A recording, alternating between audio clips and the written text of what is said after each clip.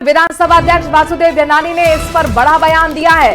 कहा कि कोर्ट ने संबंधित पार्टियों को नोटिस जारी किए हैं। जवाब के बाद कोर्ट अपना फैसला सुनाएगा। न्यायालय के आदेशों का सम्मान करना चाहिए।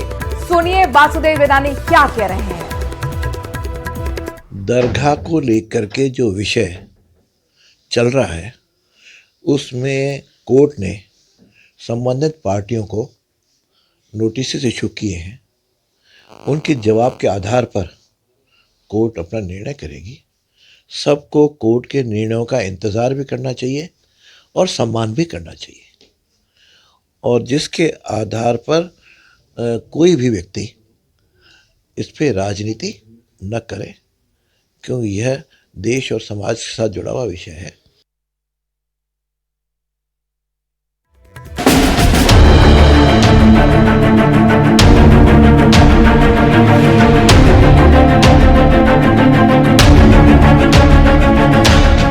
यूपी के संभल के बाद अजमेर दरगाह को लेकर भी दावों का दौर जारी है।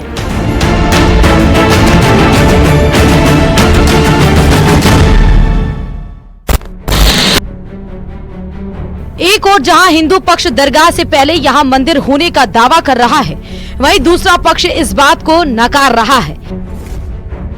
ऐसे में जानना जरूरी है कि हिंदू पक्ष के दावों का आधार क्या है।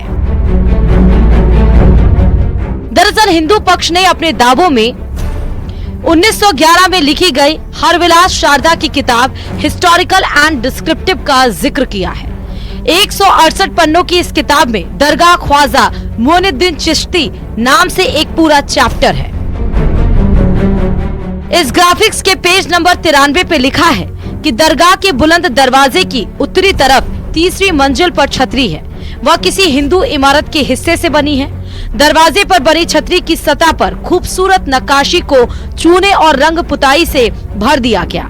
इसके आगे पेज नंबर 94 पर लिखा है कि छतरी में जो लाल रंग का बलुआ पत्थर का हिस्सा लगा है वह किसी जैन मंदिर का है। आगे पेज नंबर 96 के मुताबिक बुलंद दरवाजे और अंदर के आंगन के नीचे पुराने हिंदू मंदिर के तहखाने हैं। इसमें कई कमरे अभी भी वैसे ही हैं। यह सब देखकर लगता है कि दरगाह को मुसलमान शासकों ने पुराने हिंदू मंदिर की जगह पर बनाया है। वहीं पेज नंबर 97 पर हिंदू परंपरा के मुताबिक तहखाने के अंदर मंदिर में महादेव की छवि है। इस पर हर दिन एक ब्राह्मण परिवार चंदन जलाता था। इस जगह को अब दरगाह के घड़ियाली यानी घंटी बजाने वाला के रूप में जाना जाता है।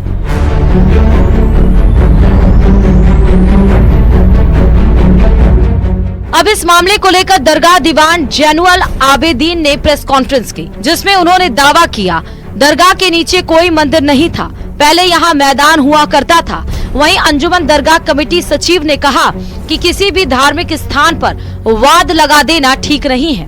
वर्शिप एक्ट हर जगह लागू होना चाहिए। ये उस जमाने में ये सब कच्चा था। जब गरीब नवाज रहमतुल्लाह तशरीफ लाए उस जमाने में ये कच्चा मैदान था, उसके अंदर उनकी कब्र थी।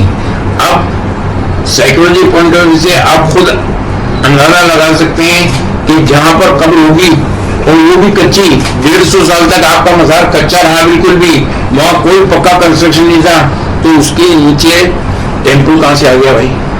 अगर माहौल सही होगा तो प्लेसेस ऑफ वर्शिप एक्ट 91 को इम्प्लीमेंट करे कोर्ट, जो पार्लियामेंट से इनेक्ट हुआ है, ताकि ये रोज की चूहा बिल्ली की लड़ाइयाँ बंद हो। देश का सांप्रदायिक स्वाद खराब हो रहा है और देश की एनर्जी इन चीज़ों में वेस्ट हो रही है, जो कि रोजगार देने में और महंगाई कम करने में और देश को आगे बढ़ाने में होना चाहिए। दरअसल प्लेसेस ऑफ वर्शिप एक्ट 1991 में बनाया गया था, जिसके तहत 15 अगस्त 1947 तक जो धार्मिक स्थल जिस स्वरूप में था उसमें छेड़छाड़ पर रोक लगाई गई है और पूजा स्थलों के धर्मांतरण पर रोक का प्रावधान है।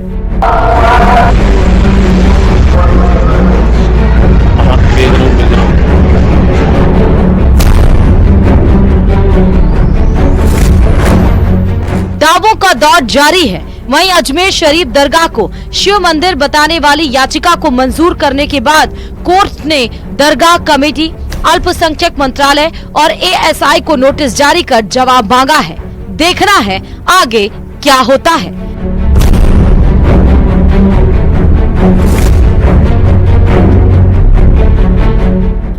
Report news 18।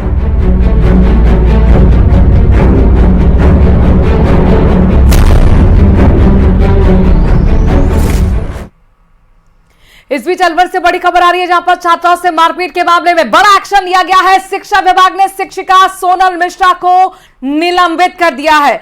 डीईओ मुख्यालय प्राथमिक शिक्षा ने आदेश इस बाबत जारी किए। तस्वीरें आपको उस आदेश की प्रति की दिखा रहे हैं। दरअसल शिक्षिका पर मारपीट के आरोप लगे थे। शुरुआती जांच में शिक्षिका दोषी पाई गई है।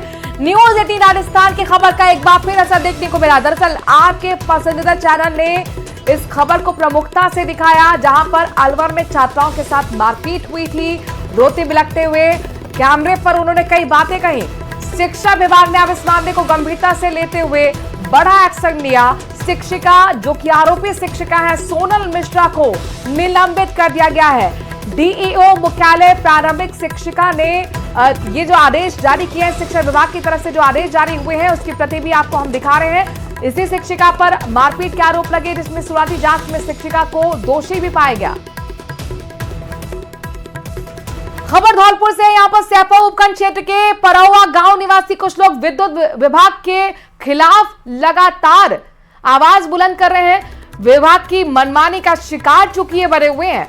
बताया गया है विभाग के कर्मचारी की ओर से बिना कनेक्शन कंप्लीट किए हुए 7 परिवारों को बिल थमा दिया गया है, जबकि बीते कई महीने से लोग कनेक्शन जुड़वाने के लिए विभाग कार्यालय के चक्कर लगा रहे हैं। लोगों का आरोप है कि उनके घर में विद्युत कनेक्शन की फाइल पर कर्मचारियों ने मीटर तो लगा दिया, लेकिन ट्रांसफार्मर से केबल में कनेक्शन आज तक नहीं जुड़ा है। उनके द्वारा अधिकारियों को कई बार शिकायतें की गई, लेकिन घरों के बाहर लगे मीटर शोपीस ही बने हुए हैं। हद तो इस बात की तब हुई जब बिना कनेक्शन के ही घरों में बिना लाइट जले ही 7 लोगों को हजारों रुपए का बिल थमा दिया गया है। ने घरेलू कनेक्शन करवाया है और 7 महीने से सैपऊ बिजली विभाग के कनेक्शन का चक्कर काट रहे हैं और मीटर लगा है, केबल लगी है, डीपी रखी नहीं गई है, एबीसी किसी नहीं है, कनेक्शन जुड़ा नहीं है, रीडिंग में मीटर में रीडिंग है ही नहीं और क्या कहते हैं बिल आ गया 2 महीने का। तीसरा महीने का 12 तारीख को फिर आ जाएगा। कोई भी विभाग का आदमी सुन नहीं रहा है। उसके लिए मैंने बात की थी जी साहब से, तो उन्होंने ये बताया था कि पहले जब कनेक्शन करने गए थे उस टाइम लाइन खींच के और मीटर भी लगा दिए गए थे। ठीक है, बाद में कोई विवाद होने के कारण शायद इनकी हो सकता है केबल उतार ली गई हो और जब चालू कर दिया गया था तो उन्होंने फिर कंप्लेंट करके भिजवा दी जी साहब ने। उसके आधार पर इनकी बिलिंग होगी। हालांकि मेरे पास आए थे, मैंने उनको कह दिया अगर आपके मीटर नहीं लगे हैं या कोई सप्लाई चालू नहीं है तो कल सप्लाई चालू करवा देंगे, और जो रीडिंग अगर मीटर में गलती से आ गई है, लाइनमैन ने ले ली है, तो उसको बिल्कुल बिलों को दुरुस्त करा देंगे। चित्तौड़गढ़ के सागवाड़ा थाना पुलिस ने